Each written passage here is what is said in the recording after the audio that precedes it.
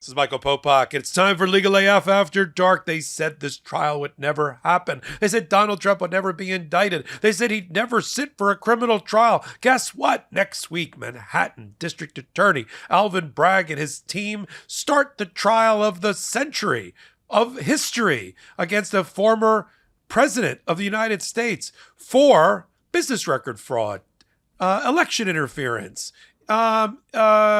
internal revenue fraud, you name it. It'll all be on full display, and we'll cover it on the MeidasTouch network with our leaders. We got people who are witnesses for the case on this network in Michael Cohen. We got former prosecutors who were leaders in the Manhattan DA's office in Karen Friedman McNiffalo. We've got me, Michael Popok, a criminal defense attorney who practices in New York. We bring it to you from a 360-degree perspective.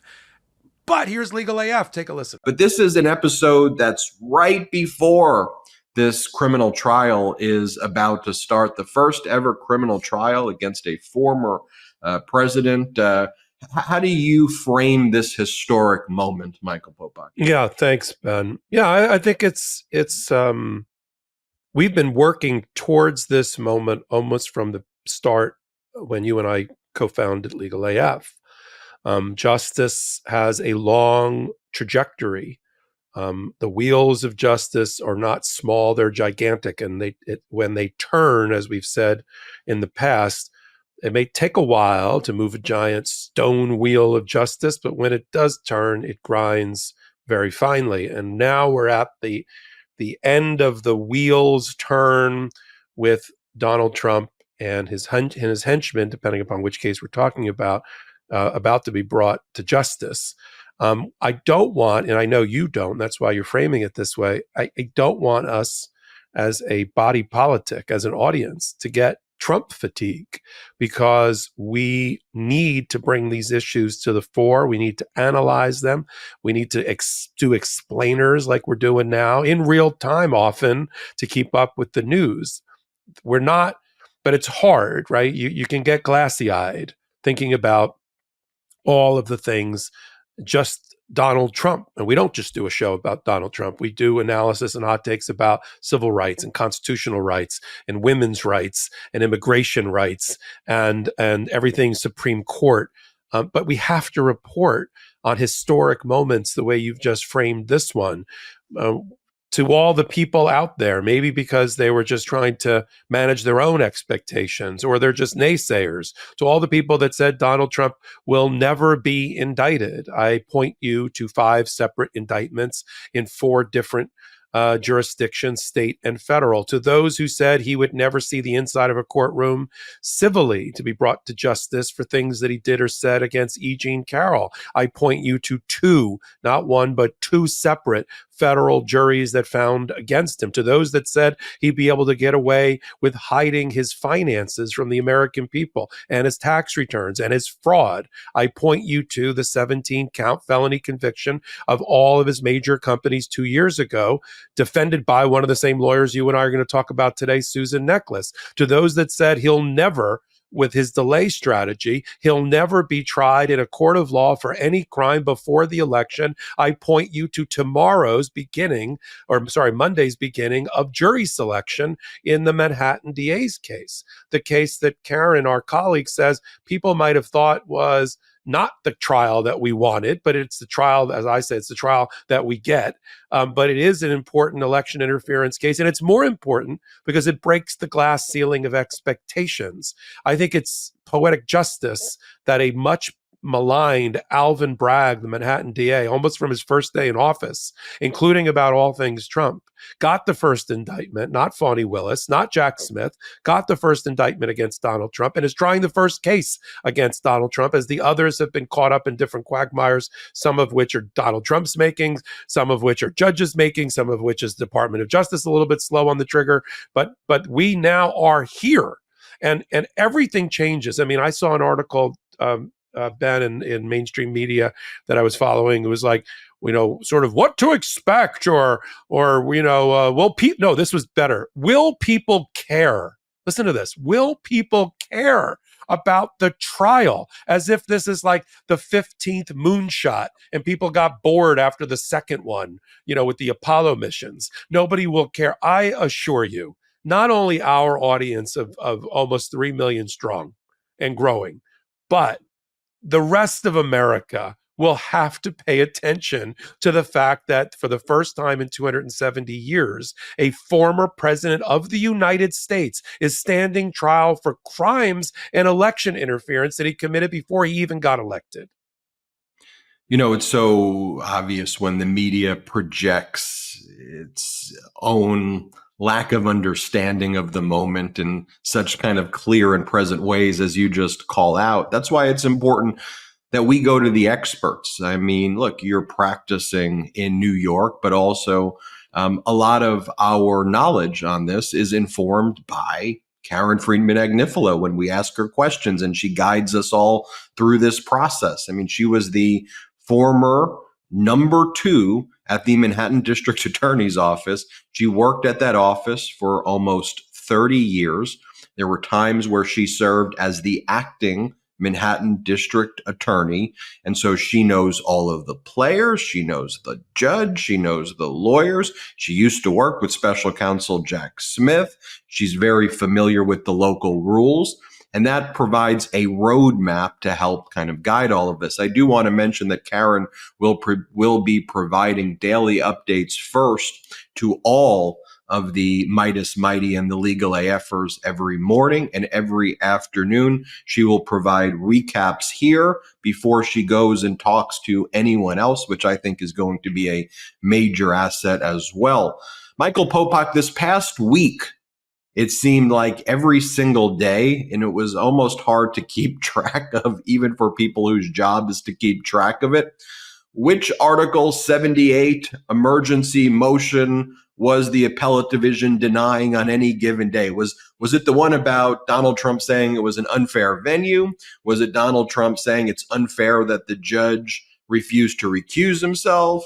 Was it Donald Trump saying that it's unfair pretrial publicity? Was it Donald Trump saying it's unfair that he was not given absolute presidential immunity for conduct that predates when he was actually in office because he tried to cover up the crime when he was in office? Those aren't like hypothetical things like, oh, Ben, you're just saying these things. Those are actual things that Donald Trump tried to raise on emergency bases this week to try to adjourn the trial and stop it from going forward. And at each turn, the appellate division rejected it. And then Justice Merchan rejected Trump's claim of unfair pretrial publicity. And Justice Merchan did that one at the end of the week and said, what are you talking about, Donald Trump? You're the one who's creating the publicity. You're going out there and making these statements, projecting your grievances to the world every day. Like 90% plus of the publicity and the potential issues that you're complaining about with the jury, you're the one trying to cause your own delay by making the jury hate you with your behavior. I'm obviously summarizing in a way, oversimplifying what Justice Merchan said. And then Justice Merchan also then made a statement to not just Donald Trump, but Trump's lawyers in this final order by Justice Merchan saying, look, the Manhattan District Attorney's Office was not asking for sanctions yet in this specific motion, but I want to be very clear that you need to stop filing things that are just objectively false to this court. One of the things that that Donald Trump and Trump's lawyers were saying was that their former CFO of the Trump Organization, Alan Weisselberg, was coerced into entering a guilty plea in the New York Attorney General civil fraud case. And so Justice Merchan goes through what Alan Weisselberg actually said when he pled guilty to perjury. And he was asked the basic questions about, were you coerced? Nope. Did you commit the crimes? Yep. Did anybody threaten you or harass you to do this? Nope. Are you doing this on your own volition? Yep. You committed the perjury, right? Yep. You're not being persuaded. You're not fearful of anything. Nope. And so Justice Merchan said, stop with this BS. And my courtroom is not going to be treated like like Mar-a-Lago. This is a court of law. I thought that was a powerful statement. Popok, what'd you make of this week where it was every day there was a new Yeah. emergency Article 78 application to the appellate division? And then what'd you think of Merchan's order? Yeah. Yeah. And I like the way you introduced it. And we have a competitive advantage on this network because Karen's got the prosecutor experience, and I've tried cases on the defense side in criminal court in New York. So I think between the two of us, we sort of bring the audience together from both perspective. I've never been a prosecutor, so I definitely tip my hat to some of the tips and tricks there. I listened to her for my future practice. Look, first of all, I think you're being kind. I don't think it's just a call out by the judge. I think it's an invitation by the judge for the prosecutors who are obligated ethically, as you and I both are, as members of our respective bars. We are obligated in a self-policing profession to report violations of ethics to the appropriate regulatory body. In New York, I did a quick hot take on this one today. In New York, we don't have a unified bar. When I say I'm a member of the New York bar, that's sort of shorthand. I'm not a member of the New York bar because there's no such thing as the New York bar, as there is in other states that I'm a member of, like the Florida bar. I am a member, as each member that practices in New York, every bar member, of an appellate division that admitted me and is forever responsible for my professional conduct. My appellate division that I'm a member of, as I said before, is the Appellate Division First Department, which is Manhattan, which oversees the same appellate division that we will be talking about at length on this podcast, which oversees all things, all appeals in the first level of appeal in New York, in Manhattan, sits over this particular case, civil and criminal. Anything that happens in Manhattan goes to the Appellate Division First Department. I don't know which department, but I presume like Susan Necklace, the lawyer for Donald Trump, who's taken sort of a back seat to Todd Blanche, another lawyer for Donald Trump. And just because you have an office in New York like Todd Blanche doesn't mean that you are regulated by the appellate division in New York. It depends on where you were sworn in. If he was sworn in the second or third department, that's who regulates him. And we have an obligation as bar members, even if I'm not involved with the case, and the judge too, to make a referral to the bar of the appellate division that Todd Blanche is a member of if he thinks, and the judge has now found, as far as I'm concerned, it's not just a comment. He has quoted the language from the people, which is that there have been false claims made in this courtroom. And the judge has effectively made a finding that that is true and has asked and invited the Manhattan DA to do something about it. And to do something about it takes two forms. One, they file a motion with the judge for sanctions and it'll be granted. It'll be against the lawyers, Todd Blanche at least, based on the filings that have been made. You gave one example, the Alan Weiss, the constant. This is as if it's been written by Donald Trump, because this is right out of Donald Trump's playbook and things that he said on social media about his poor, beleaguered, almost 80-year-old chief financial officer who he paid off $2 million, sung happy birthday to as he was lying on the stand in front of the attorney general case that led to his perjury conviction and his second ticket to Rikers Island for fraud or false statement. I mean, and the fact that who coerced him? The fact that Merchan said, and I'll paraphrase, when Merchan, who presided over the same judge over the 17-count felony conviction of the Trump organization entities that committed tax fraud. Trump just skated by there. He should have been indicted as well. But that was like a test run for Alvin Bragg, the Manhattan DA. He said, let's try the companies first on tax evasion. You and I and Karen talked about that as a test run, a dress rehearsal. Let's see if I can get a conviction. Yes, I can get a conviction against a Trump entity. Now let's go for Donald Trump and Stormy Daniels. That's how that progressed. In that case, Merchan was the same judge. Jury finds against Donald Trump. Yes, you can pick a fair and impartial jury in New York against Donald Trump. How do I know? Because we've done it 3 times already in the last 2 years, right? 9 jurors twice so 18 jurors total in the civil case against E. Jean Carroll's case, 12 jurors in the case involving the tax fraud. And Merchan said after he took the deal that the Manhattan DA was stressing, because they felt like Alan Weisselberg would help them more than he ultimately did in that first trial. and he got and he said, "All right, what's the deal? He'll cooperate, Your Honor. 5 months Rikers Island." He says, "Okay, seems a little light, but I'm going to take it." Then Weisselberg didn't really cooperate as much as he was supposed to. There was a weird deal. He barely cooperated at all. And the judge commented at that trial that had he known the full extent of the evidence that was presented in the courtroom at the time, he would have sentenced him to a lot longer time in jail. That's what Donald Trump has to worry about when you and I get to that point in our discussion today about whether Donald Trump is going to testify or not, is that the judge, although he's not the trier of fact, the jury is, the 12-member person of the jury, 12 members of the jury. The judge is listening. He's presiding. He is evaluating witnesses and evidence in his own way to weigh them for places like sentencing, which is if there is a jury conviction, 2 or 3 months later, there's going to be a sentencing hearing that's only the judge.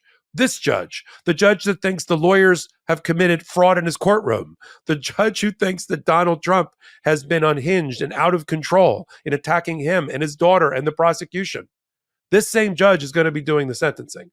So enough with the, as you said, the attacks on the Alan Weisselberg affair for the 2-time now convicted felon who's going to jail. And I think if I'm the Manhattan DA's office, I bring a motion for sanctions because it's been invited by the judge. And I've never turned down an invitation from a judge. And I don't think you have either, Ben, in your practice. I take it. I take that gift when it's given to me. May not be today. Well, may not be Monday morning. They're a little tied up right now, getting ready to pick a trial. You and I have been in trial practice for a long time. Today is a day of tremendous industry over the Manhattan DA's office and all the dozens of people that are involved in this case to get ready for Monday. It's not just, oh, well, it's just jury selection. It'll take a week, so they're not really. No, you got to have all your witnesses locked down, your witness statements, your opening statements, your witness outlines, your crosses, the things you got to handle not in front of the jury with the judge that still haven't been worked out yet. There's a lot of work to be done. There's going to be it's 16, 18-hour days, which started weeks ago, all the way through this weekend to get to Monday. That's for sure. And the second thing that Manhattan DA does, I believe, is make their own referral, a grievance. And if the judge can do this too, by the way, I think he waits till the end of the trial, but he can make a grievance to the whatever appellate division Todd Blanche is a member of for what he sees as improper conduct in his courtroom. I do not believe that this will go unaddressed by judge and or Manhattan DA. And we have an obligation as a profession to address it because we self-police. Welcome back. I'm going to get this one up quick because if we don't, we'll be talking about the updates rather than this particular hot take. That was Legal AF. We do that twice a week, Wednesdays and Saturdays, 8 p.m. Eastern time, right here. You knew that. Don't change the dial. This is MeidasTouch Network. Help them get to 3 million free subscribers. You can get our video on YouTube for Legal AF. You can join us. We curate the top 5 stories or so at the intersection of law and politics, and we bring it to you just like that. Lawyers talking about things they know what they're talking about. How unique. If you already know all about Legal AF, maybe you caught the episode already, take that clip, help be part of our marketing department. Send it off to friends and family. Say, hey, Legal AF, and maybe they'll join our audience. If you don't know what I'm talking about, that was Legal AF. And I am Michael Popok, and I invite you personally to join our audience and listen to us, watch us, however you like to take in your content.